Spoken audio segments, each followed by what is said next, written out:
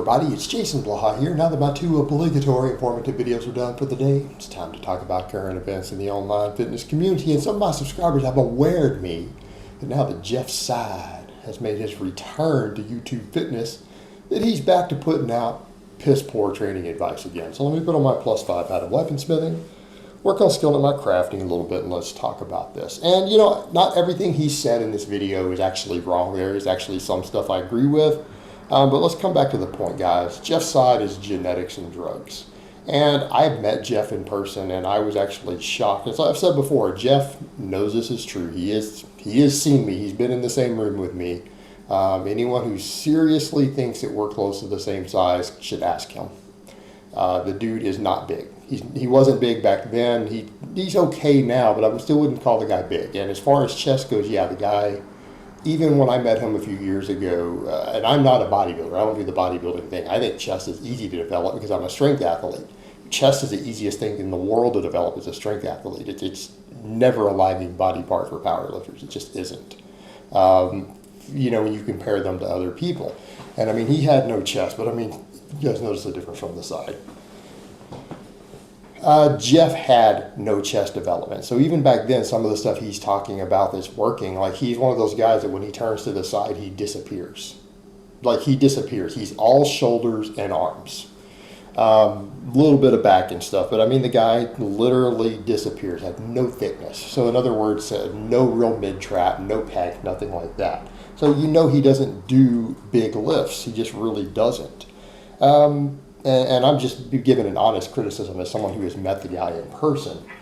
And again, Jeff knows what I'm talking about. He's met me in person versus him. And he can tell any of his fans who want to talk shit and say, oh, well, you know, Jeff is bigger than you know. And he knows better. So that being said, the good things that he said, because I'm going to give credit where credit is due, because he did spout some silly-ass bro nonsense that comes from the drug-abusing world. He talked about he did start training his chest 3 days a week. Well, that's good, but it's kind of like, why aren't you training everything 3 times a week? Like again, coming back to the point, if we're going to talk about natural training without drugs, any muscle group that you're not training 3 days a week when you're drug-free, unless you are very advanced and have a reason to deviate from that, you're not training it 3 days a week, I don't see how you would expect it to grow maximally. In other words, if you're not squatting 3 days a week, don't complain when your legs don't grow as quickly as you think they should. If you're not benching 3 days a week, not overhead pressing 3 days a week, don't complain when your shoulders and chest and stuff are not growing at the rate that you want. To be realistic, that's really what you need to be doing. So the fact that he needed to change to that was kind of like, man, he was getting bad advice up front. You should have needed to change with that. That's your starting point. That is baseline starting for people training, is hit everything 3 times a week and then adjust over time based upon your later needs and everything. That should be your baseline. So that was one of the things that I noted he absolutely got right. A lot of the other stuff, though, was really BS, was talking about, first, one thing that really bothered me was talking about continual tension. We've covered this ad nauseum here. Plenty of people who are experts in the field, PhDs in exercise science, who themselves have competed in bodybuilding and other sports, generally agree continual tension is myth. Like, it's not based on reality. It's not based upon research. They don't even think it's worth researching. Like, if you guys recall, Dr. Mike Israetel actually said there's no mechanism in place that would actually explain why it would give any benefit. In other words, there's no actual scientific reason to even delve into it. In other words, it's just nonsense. It's nonsense from the bodybuilding world that there's no hypothesis behind why it would even give a benefit. Meaning there's nothing physiological in the body that would indicate that there's a reason to even do it. So it's kind of one of those things people say, well, it needs to be studied. Well, not really. The experts look at it and say, why? Why would we need to study this? There's no actual scientific hypothesis behind it, let alone evidence that it works. And just because a bunch of bodybuilders do it doesn't mean that that's proof that it works. Because I mean, when you have freak genetics and you're on 12 different anabolic drugs and some of them at 50 times the dose that's ever prescribed to a human being, your training doesn't really matter that much. And there, I said it flat out. The way you choose to do your exercises when you're a genetic freak whose testosterone level is 50 times higher than an 18-year-old's, it probably doesn't matter whether you choose to do a fly or a bench press or a push-up or a jumping jack. Your chest is going to grow. So we kind of come back to that point. This whole continual tension nonsense is complete horseshit. It is bodybuilding nonsense. It's not based on reality. And he actually said, no, you don't want to just stop on your chest like I used to do and then, lock it out and hold it. That is what you actually want to do. That is what you want to do. Let me turn to the side here while I do this. That is what you want to do if you want a big chest, like power lifters have, because that's how we have to compete, so that's how we have to train. Why do you think you have big chest in powerlifting? Because you have to pause bench. You have to actually recruit the muscle fibers in the chest from a dead stop off of your chest. That actually gives pretty good muscle fiber recruitment in your pecs. It's a reason most raw bench pressers who actually bench a lot in comp tend to have well-developed pectorals.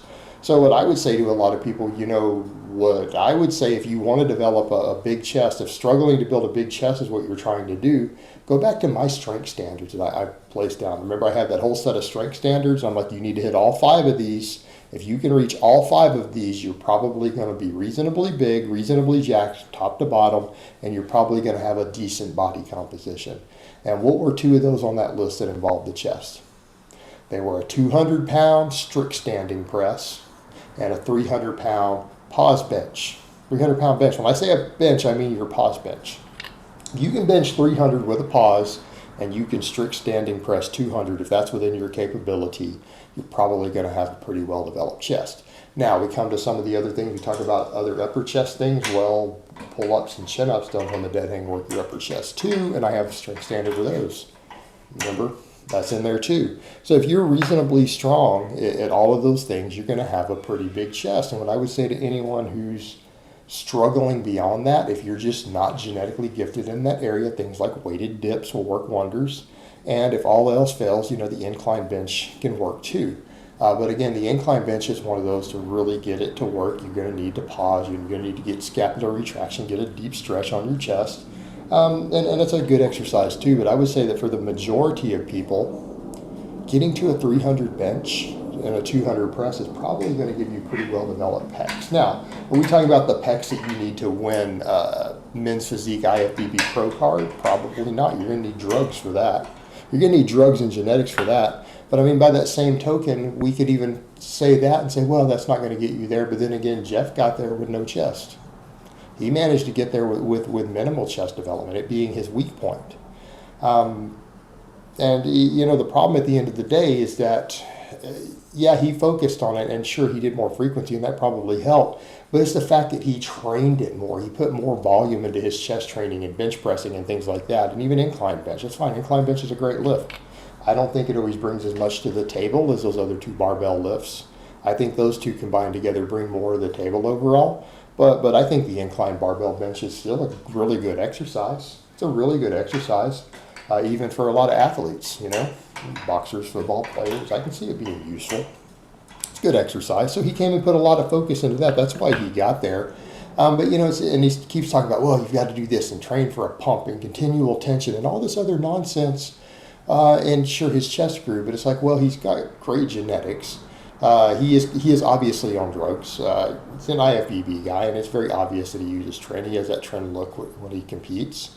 So it's very obvious there's other things going on, but he actually started training his chest much harder with more frequency and more volume. I mean, what do you think is going to happen? That was the secret. Frequency, volume, drugs. That'll do it. That'll do it. But all this other mysticism and nonsense, that stuff doesn't even matter. Shocking the body to break through plateaus, changing things up randomly. That's all bodybuilding horseshit. That's only going to work for guys on drugs. In the real world, that's not going to work. Consistent hard work and getting strong and building work capacity on the big lifts, doing full range of motion training, that's how you bring up muscles. That's how you get big. And all this other stuff, and people say, well, it worked for him. No, it didn't. What do you mean it worked for him? When people throw in all this other silly nonsense to what they're doing instead of realizing, okay, increased volume, increased frequency, added drugs. Okay, there's his magic secret.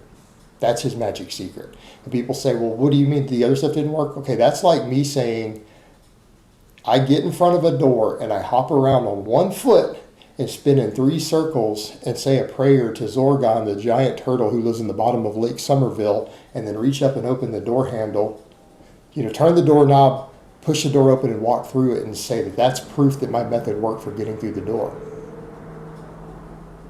When a reasonable person could look at it and say, well, that hopping around on one foot and the prayer to Zorgon the turtle probably didn't really help you get through the doors. Just as look at common sense and science and things like that, right? We could look at all that and say that's probably not what got me through the door. Sure, I did it as part of it, but it was probably me turning the handle and pushing the door open and then walking through that got me through the door. But I could go back to you and say, no, it worked for me because I prayed to Zorgon the turtle in the bottom of Lake Somerville and I made it through the door. Therefore, that helped. That's the level of logic we're dealing with, because all this other crap that he talked about, that's not actually based on reality. That's just bodybuilding mythology. It's mythology. It's myth. It's tradition. It's cult-like behavior in the bodybuilding world. It's not necessarily based upon how the body actually works. And therein lies the difference. And you can say, oh, it worked for him, but if you say that that's what worked for him, then I can say that Zorgon the turtle helped me make it through that door. That's the level of logic we're dealing with at that point. And you have to understand it from that perspective. The reality is it's not the chasing the pump or the 200 rep challenges or the continual tension that helped Jeff bring his chest up. It was the fact that he increased his frequency, he increased his volume, and he took drugs. There you go. There's your magic secret. Just like I turned the handle, the doorknob of the door, pushed it open, and walked through. There was my magic secret to getting through the door. All right, guys, but that's really all I have to say on that today. I hope it's been informative, and I will talk to you guys next time.